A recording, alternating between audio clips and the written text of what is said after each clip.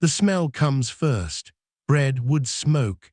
Something fermented and sharp underneath it, fish sauce, probably, warming somewhere nearby. And then, under all of that, the faint mineral smell of water running through stone, constant background, the kind of sound and smell you stop noticing after a few days because it just becomes the city.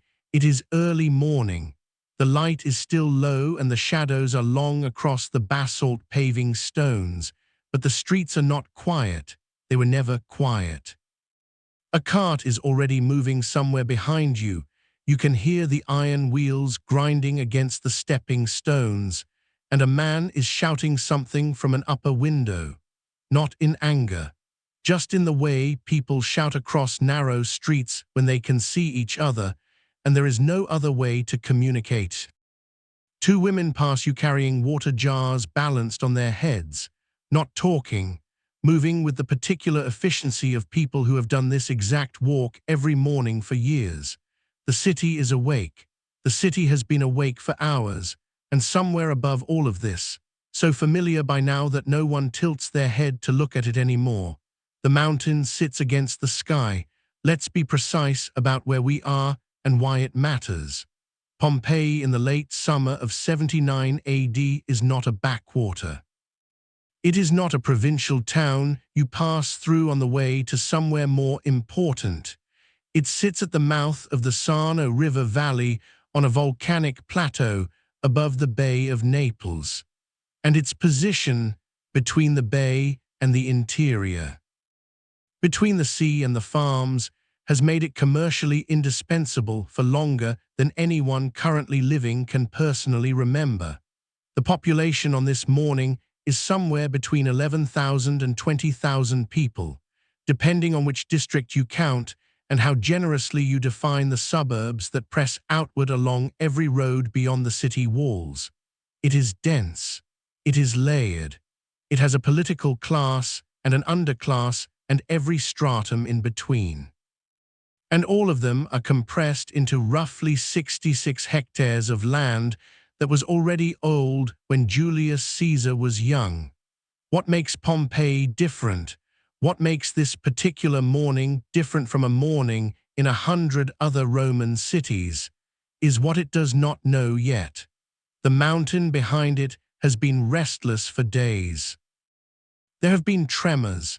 There was a significant earthquake 17 years earlier that damaged buildings people are still repairing. The ground occasionally moves. Springs have gone dry in the surrounding hills, but none of this is understood as warning. None of it is legible in the way we understand it now. The mountain is just the mountain. It has always been there. It will always be there. The morning continues. Follow me through the Herculaneum Gate, which is the northern entrance to the city and the one that feels, to me, most like arriving somewhere that is genuinely alive.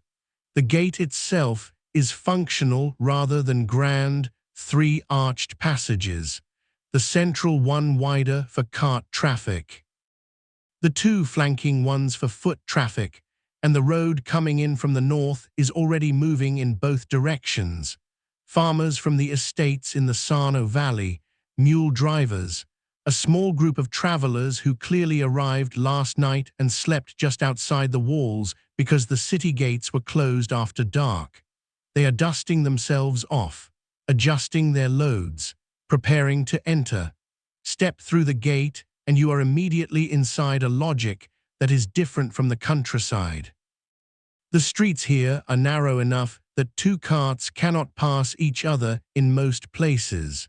There are rules enforced with painted signs and with the physical infrastructure of one-way channels worn into the stone about which direction traffic moves on which streets.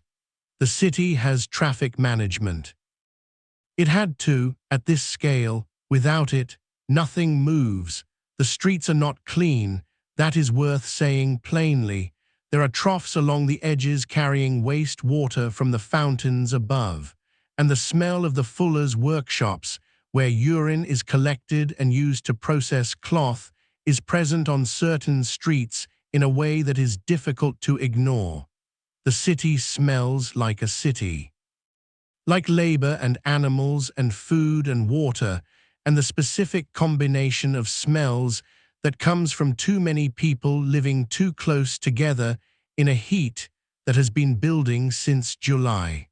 But there is a covered walkway running along the front of the shops on your left, raised above the street level.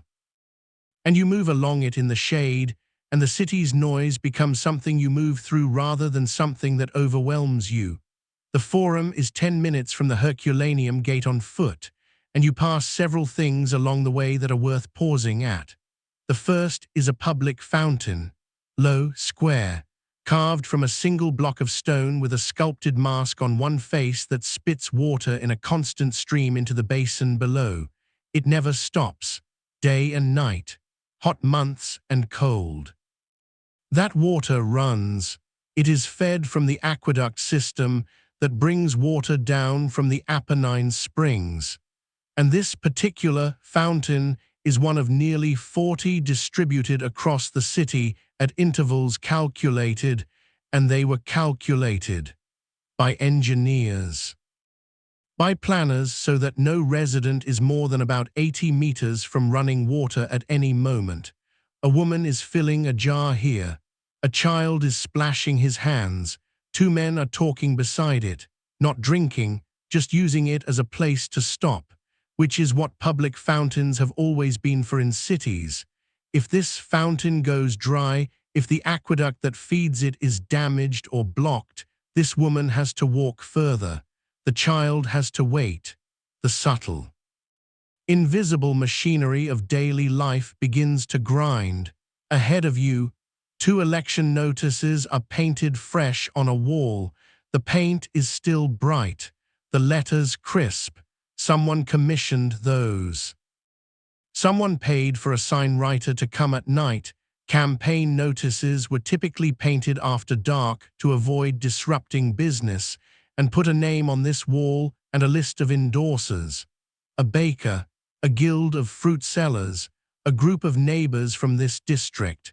The election is for a duvier, one of the 2 men who will effectively run the city for the next year.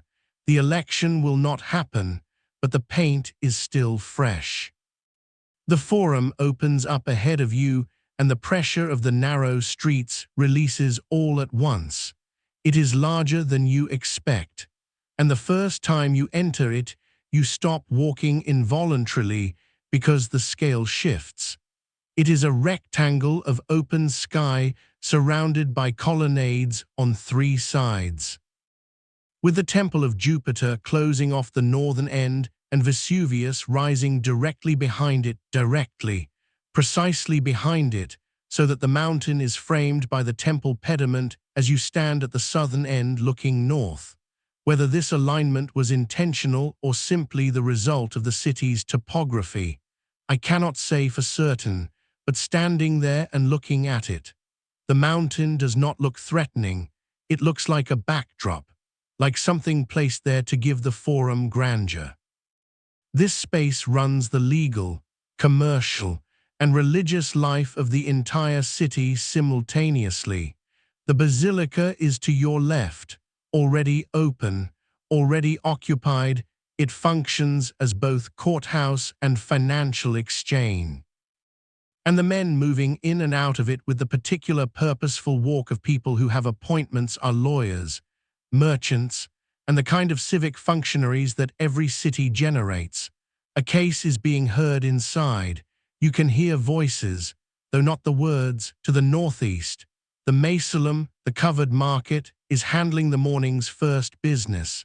Fish and meat and produce moving from seller to buyer in the covered stalls that ring an internal courtyard. The smell is strong. There is a small circular structure in the center of the courtyard that was used for fish, and the ground around it is perpetually damp. If the Mausoleum closes, if supply chains from the coast and valley fail, the Forum feels it. The city's rhythm changes. People begin to improvise. Things that worked begin not to work, move south from the Forum, cut east, and descend toward the Via dell'Abbondanza. This is the main artery of the lower city, and it is where Pompeii's daily commercial life is most concentrated and most legible. The stepping stones are raised above the road level, worn smooth on their surfaces, and you step across them while carts move in the channels between them through a thin layer of water and debris. The stones on either side of the road are marked with the scrapes of wheel hubs that came too close on tight corners. These marks are not accidents, they are evidence of volume, of how many vehicles passed through here, daily, for how many years, to wear that specific pattern into that specific stone. The thermopolium on your right has been open since before dawn. The owner, a man named, according to a painted notice nearby, something we no longer have a record of, has already sold the morning's first round of food. The counter has 4 large ceramic jars set into it containing, depending on the day, lentils, spiced wine, a grain porridge, something with garum drizzled over it. The food is hot. The price is small. The customers are the people who live in the rooms above and behind and beside this street and who have no kitchen, or no time, or no fuel to cook themselves. There are more than 80 thermopolia in Pompeii. Think about what that density means. A city of this size, at this era, producing that volume of food service, is a city where a significant portion of the population is functionally dependent on street food. They do not have the space or resources for domestic cooking. They rely on this counter, and the one 3 streets over, and the bakery around the corner, and the man selling figs from a basket at the edge of the forum. This is a food system with no reserves, no buffer. It works when everything else works, when supply lines run, when the ovens have fuel. When the morning delivery from the farms arrives before the breakfast crowd does. Follow the Via dell'Abbondanza east, past the wine bars with their painted wooden shutters just being folded back for the morning, past the fuller's workshop where men are already treading cloth in vats of fermented liquid, past a doorway where a dog is sleeping in a patch of early sun, still warm, still breathing, still completely unaware that anything about this day is different. Go north from the Via dell'Abbondanza into the residential interior, and the city stratifies in a way that becomes uncomfortable to walk through once you understand what you're seeing. The house of the tragic poet is a good example of the middle class, a modest atrium house. Tiled floors with geometric mosaics, a small garden at the back. A famous threshold mosaic of a dog on a chain with the words Cave CANEM beneath it. Beware of the dog. The house is not large, but it has the architectural vocabulary of wealth scaled down to something achievable. An atrium, a tablinum, the suggestion of dignity, 3 streets away. The apartments above certain shops are a single room with a window or without one, a sleeping mat, a few personal objects. The people living there share a latrine at the end of the block. They share a fountain with the entire district. They have no dog. They have no threshold mosaic. They have a door that opens onto a street that is still dark when they need to leave for work. These 2 realities coexist within a few minutes' walk of each other. The city does not separate them geographically, it layers them, and the system that keeps the city functional, the water, the food supply, the roads, the civic order managed from the forum, serves all of these people simultaneously, though not equally. Now go east, keep moving. The Stabian baths are ahead of you. And they are important. The Stabian baths are the oldest and largest bathhouse complex in the city, and on this morning they are already preparing for the late morning crowd. The furnaces are lit. Water is circulating through the hypocaust system, the raised floor through which hot air moves, warming the caldarium, the hot room from below, the apoditerium. The changing room has niches in the walls for storing clothing, and the plaster above those niches is still vivid with painted decorations. There are separate facilities for men and women. There is a cold pool, a warm room, a hot room, an exercise yard outside with enough space for running, wrestling, ball games. The entry fee is small enough that this is not an elite space. Working men come here, craftsmen, slaves with permission. The baths are where the city's population manages the basic physical maintenance of staying clean in a climate that makes that maintenance necessary and in apartments that make it logistically impossible. What I find striking, what I've never quite gotten over, is how sophisticated the infrastructure required to run this place actually is. The lead pipes, the heated floor system, the water throughput, the furnace management.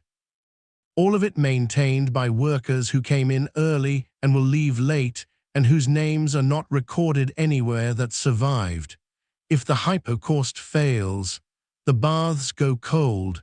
If the aqueduct is damaged, the pools cannot be filled. The city's capacity to keep its population healthy, which is directly tied to its capacity to keep its population dense without epidemic, begins to erode. The fires are lit. The water is moving. For now, everything works.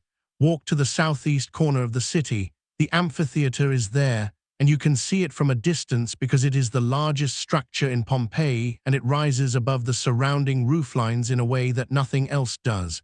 It seats somewhere around 20,000 people, the entire population of the city, every single resident, simultaneously. With no one left in the streets, that number should stop you for a moment. The oldest permanent stone amphitheater in the Roman world is not in Rome. It is here, in Pompeii, built roughly a century and a half before the morning we are describing. And it has been filling and emptying with the entire population of this city for longer than most living civilizations have existed. There are no games scheduled for today. The large painted announcements that would advertise an upcoming spectacle are not visible on the walls near the entrance. But the structure is there, permanent and enormous, and its presence in the city is not incidental to understanding what Pompeii is. It is essential. The games are how the city's magistrates demonstrate their fitness to govern. They fund spectacle. They give the population something that binds them to each other and to the idea of the city as a shared project. The amphitheater is where Pompeii performs the act of being Pompeii. This morning, it is empty and quiet. The sand in the arena is raked flat. The sun is moving up the sky outside. Come back to the center of the city. Stand somewhere in the middle of an unremarkable street, not a monument, not a major thoroughfare, just somewhere in the dense residential interior where the walls are close and the light comes down in a narrow band between rooflines. Listen, there is a conversation happening behind a wall somewhere to your left. You cannot hear the words, only the rhythm of it, two voices, easy with each other, unhurried. Someone is hammering something metal, 2 streets away. A child is running on a floor above you, the light footsteps crossing the ceiling and then stopping. The water in the channel running along the base of the wall continues its constant low sound, the sound that has been under everything all morning. The city does not feel like it is ending. It feels the way cities feel when they are in the middle of themselves, occupied with their own business, unhurried, present. The mountain is still visible from the upper streets and the rooftops.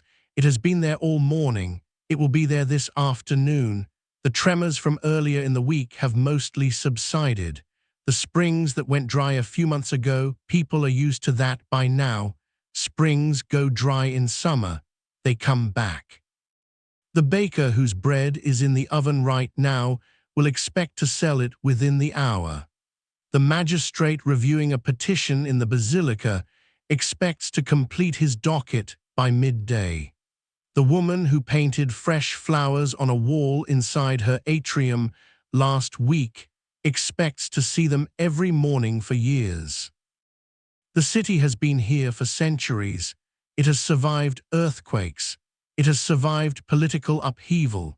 It has been damaged and rebuilt and damaged again, and every time it rebuilt because the location was too valuable, the trade routes too important, the people too embedded to leave. It is late morning now. The Forum is at its busiest. The thermopolia are running low on the morning's first preparations and replenishing for midday.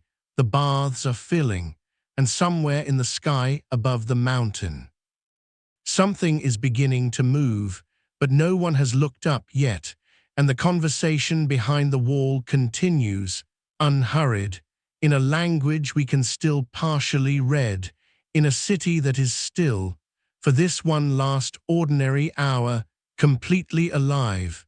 What were they talking about?